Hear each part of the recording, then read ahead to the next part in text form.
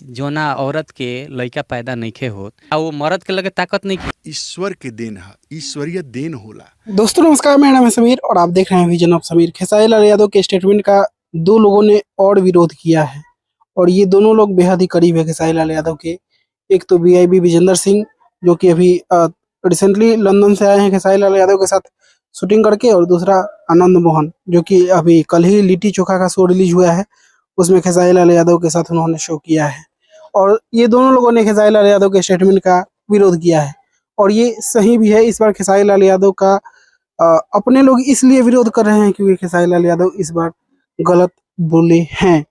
गलत इसलिए बोले हैं क्योंकि आप ही गाने गाते हो, बाझिन का दर्द गाते हो, और आप ही ईश्वर से मांगते भी हो। आप ही गाते हो कि माई जे चाहिए तब पत्थर पे दूब जम जाई, और आप ही कह रहे हो कि आप मर भी जाइएगा तो भी आपसे नहीं होगा।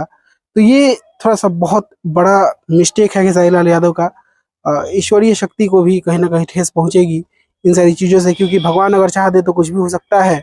और कोई भी मानव किसी भी मानव को ऐसे नहीं बोलना चाहिए, नहीं बोल सकता है और बोलना भी नहीं चाहिए, क्योंकि भगवान के चाहने के बिना कुछ नहीं होता है और भगवान चाहे तो जो दिए हैं वो भी वापस ले सकते हैं।